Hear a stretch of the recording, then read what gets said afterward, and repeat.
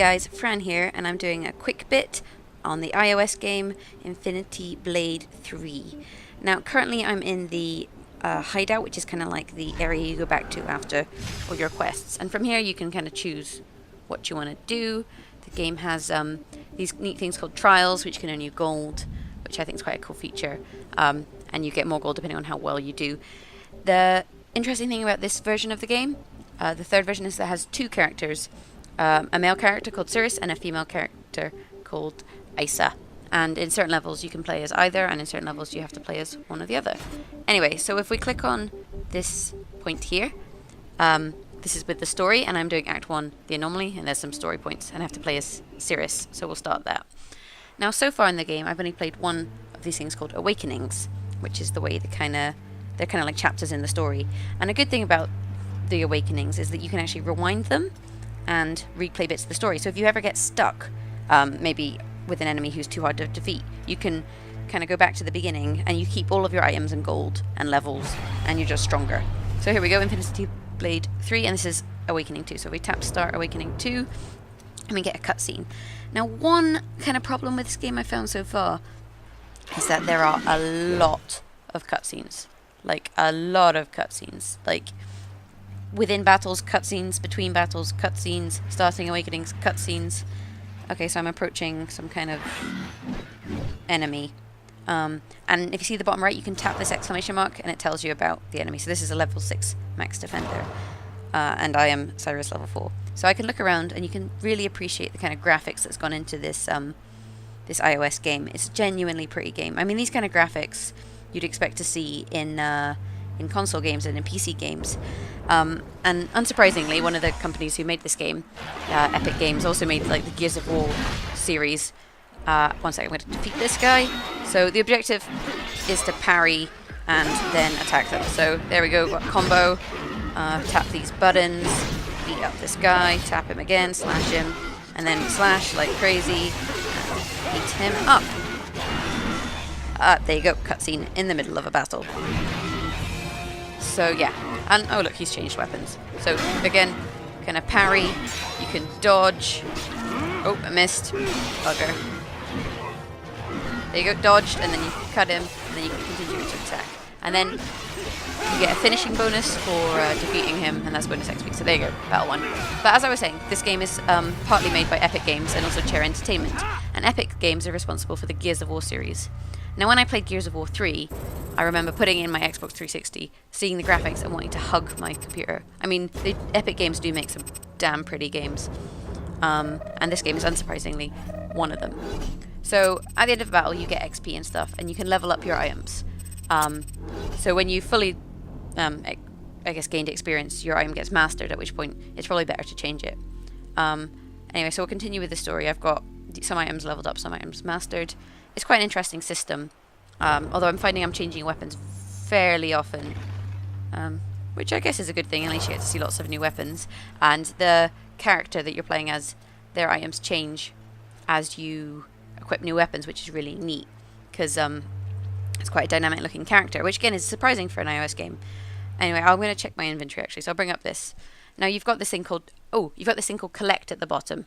Now if you, the problem with iOS games, I guess, at the moment is that a lot of them are dealing with microtransactions, and I can get achievements, like here I got do a perfect block, and they give me 10 of these diamond credits, I guess. So there you go, I got another 10, and now I have 25. Oh, and apparently there's an achievement called obtain the Infinity Blade. Oh, surprise, surprise. Anyway, and you can then use these credits to buy supplies.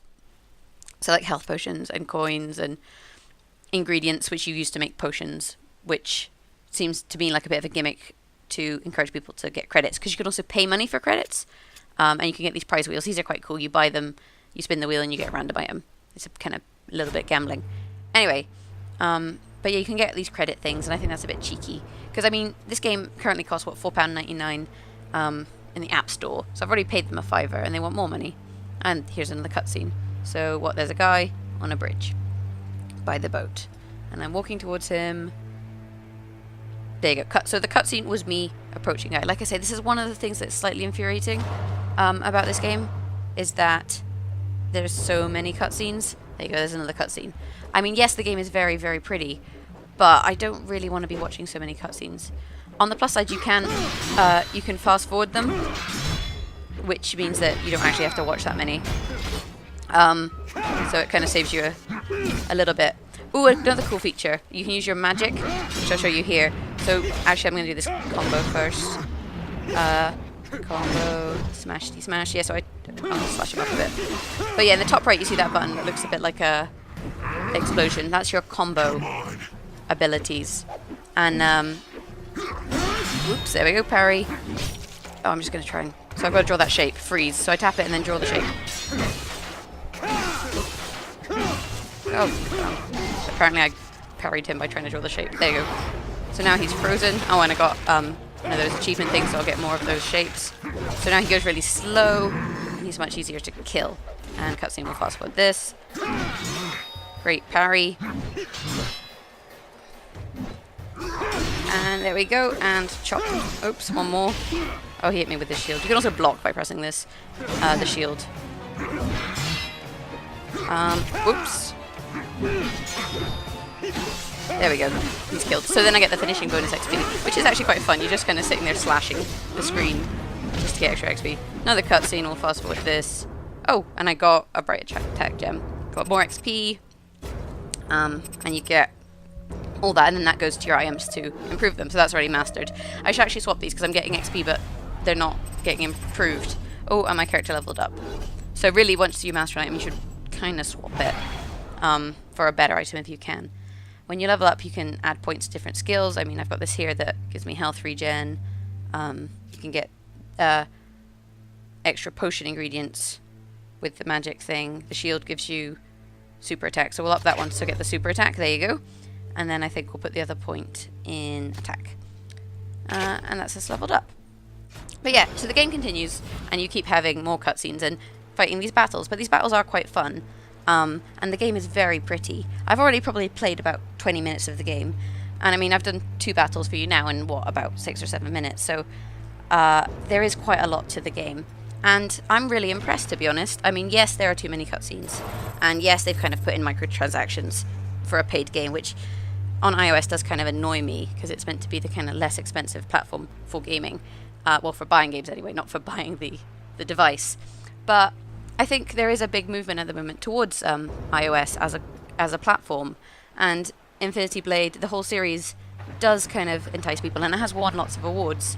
And with Smart Glass